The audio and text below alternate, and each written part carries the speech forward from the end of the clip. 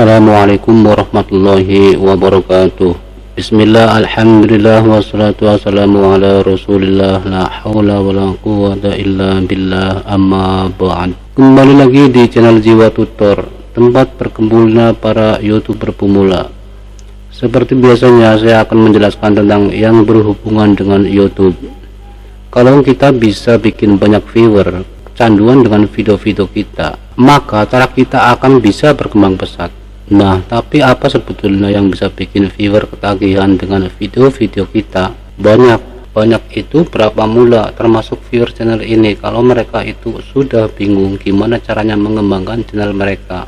Karena sudah coba segala cara, sudah coba trik ini dan itu, sudah lihat-lihat channel yang lain termasuk juga dari channel ini, tapi masih sulit untuk berkembang. Nah, padahal pada prinsipnya YouTube itu simple, intinya kita harus bikin video yang menarik. Untuk target audience, tentunya kita harus mencari topik yang memang menarik untuk target audience. Tapi yang menarik untuk target audience itu bisa beda-beda ya. Dan ini tergantung target audience kita itu siapa. Apakah anak muda, wanita, pria, atau anak-anak. Hal yang menarik buat anak-anak muda belum tentu menarik buat orang tua. Bahkan di kalangan anak muda pun juga seleranya bisa beda-beda ya. Kalau misalkan cowok sama cewek mungkin beda kan, cewek sama cowok pun yang seumur mungkin beda seleranya. Jadi sebelum kita memutuskan topik apa yang mau dibikin videonya itu, kita harus tahu dulu untuk siapa video itu dibuat. Dan kita juga nggak bisa ngomong untuk semua orang ya. Misalnya semua orang itu kan banyak banget ya, dari bayi sampai manula ya, seleranya sudah pasti beda-beda. Jadi kita hanya bisa menarget satu grup yang spesifik, misalnya grup anak muda yang menyukai komedi, atau grup ibu rumah tangga yang sedang belajar memasak, atau grup audiens yang menyukai film horor misalnya. Dari situ baru kita bisa cari topik yang tepat untuk mereka. Nah, tapi mencari topik yang tepat saja nggak cukup, kita juga harus mempresentasikan kalau video yang kita buat itu adalah video yang menarik buat mereka. Dan kalau di YouTube itu melalui judul dan thumbnail, tentunya kita harus coba gali juga siapa mereka ya, salah satunya dengan banyak upload video, terus kita evaluasi, dan kita juga bisa coba memata-matai channel saingan. Nah, kita coba lihat apa sih kira-kira yang mereka benar-benar suka, judul, thumbnailnya itu seperti apa yang kira-kira bikin mereka mengklik. Nah, kita bisa coba lihat video-video yang viewernya tinggi, terus kita coba amati kenapa judul dan thumbnail video tersebut sering diklik oleh viewer. Kalau diibaratkan kayak makanan lah, makanan yang tampilannya menggiurkan, orang pasti ingin makan makanan tersebut walaupun rasanya belum tentu enak. Nah, jadi di YouTube juga mirip. Kalau misalkan thumbnail dan judulnya itu cukup menggiurkan buat viewer atau buat target audience, kita kemungkinan besar mereka akan klik, atau sebagian besar dari mereka akan mengklik. Tapi itu cuma 50% ya dari pekerjaan, karena nggak cukup cuma bisa menarik perhatian mereka untuk mengklik thumbnail dan judul video kita, tapi video yang kita bikin harus benar-benar mereka tonton. Dan saya yakin banyak YouTuber pemula yang juga sudah tahu audiens sudah bisa main topik yang bagus, tapi videonya tetap enggak ditonton. Alasan utamanya karena target audiens menganggap videonya tidak menarik. Nah, video yang menarik itu bukan berarti video tersebut harus menghibur. Ini juga sama seperti tadi, tergantung dari target audiens. Video yang menarik itu bisa jadi videonya memang memberikan informasi yang diinginkan, atau memberikan hal-hal lain yang memang diinginkan oleh target audiens channel kita. Nah, bisa dibilang video yang menarik itu adalah video yang memberikan experience bagi viewer. 3 faktor utamanya. Yang pertama adalah emosi. Video dengan topik yang biasa saja, kalau video tersebut bisa menyampaikan emosi dengan baik, maka video tersebut bisa menjadi menarik bagi viewernya.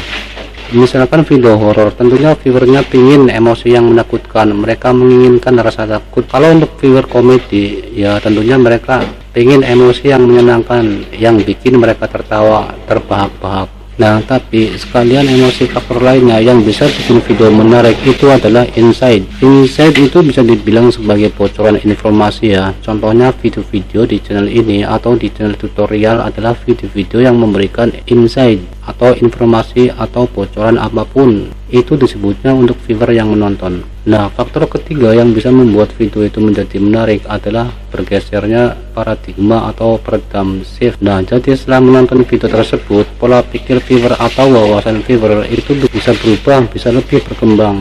Nah, tentunya kita nggak selalu bisa bikin video yang seperti itu ya, karena itu juga bukan hal yang mudah, tapi setidaknya video yang kita bikin itu harus memiliki salah satu dari 3 faktor yang barusan saya sebutkan, entah itu emosi, insight, atau paradigm shift. Nah, tentunya juga bisa campuran dari 2 atau 3 faktor tersebut. Nah, 3 figur unsur tersebut itu berlaku buat channel jenis apa saja. Misalnya kita punya channel untuk anak-anak ya, tentunya video kita harus bisa bikin emosi anak-anak itu riang. Biasanya kalau anak-anak ya, kalau misalkan tutorial ya, kita bisa memberikan insight. Jadi saat kita merencanakan video yang akan kita bikin itu, coba kita pikirkan salah satu faktor tersebut. Nah, kira-kira apa nih yang bisa diberikan pada viewer. Nah, cuma yang lebih penting lagi, bagaimana apa yang ingin kita sampaikan kepada viewer itu memang bisa tersampaikan. Misalnya kita bikin video komedi, bikin video terbahak-bahak ya, tentunya kita harus bisa bikin viewer itu ketawa terbahak-bahak. Mungkin nggak semua viewer, tapi sebagian itu mereka terbahak-bahak, artinya mereka bisa terpuaskan. Dan hal tersebut juga hal yang masih saya terus pelajari sampai sekarang, karena saya adalah orang yang introvert, seorang yang mendiam, bukan seorang yang super yang memang ekstrovert ya. Dan yang penting saya tahu apa yang saya bicarakan, yang namanya intonasi dan bahasa itu sangat mempengaruhi ya penyampaian kita kepada viewer, bahkan bisa lebih mempengaruhi daripada kata-katanya sendiri. Contohnya kita sapa sesuatu yang menyenangkan, misalnya, halo guys, hari ini saya ke ulang tahun teman saya, di sana ramai banget, banyak orang. Dan tentunya kalau kita ngomongnya seperti itu, viewer juga nggak akan bisa ngerasain emosi senangnya di mana, dan bahkan satu kata-kata atau kalimat yang menyenangkan. Jadi memang yang namanya intonasi, bodi bahasa, termasuk juga pacing itu tempo ya, itu sangat mempengaruhi pesan yang ingin kita sampaikan, bahkan lebih mempengaruhi dari kata-kata yang kita ucapkan.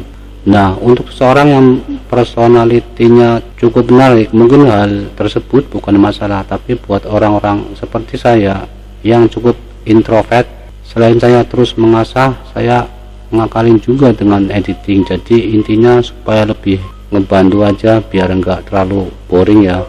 Kalau memang saya kepribadiannya menarik, bisa menghibur, apalagi bisa sambil ngelawak, mungkin saya juga gak akan terlalu banyak ngedit. Nah, tips lainnya selain energi penyampaian informasi dan budi bahasa yang juga bisa dibantu dengan editing, hal lain yang kita bisa lakukan adalah mendemonstrasikan. Kalau dalam dunia storytelling itu disebut dengan istilah showdown. Jadi jangan coba kasih tahu, tapi kita juga harus tunjukkan atau demonstrasikan. Jadi viewer itu bisa lebih, dan tentunya bisa dengan hal-hal lain ya. Kita juga bisa pakai biro, atau kita bisa campur dengan video-video stock footage, atau bisa dengar rekaman layar aplikasi, atau mungkin game ya, tergantung juga dengan channel yang kita bikin.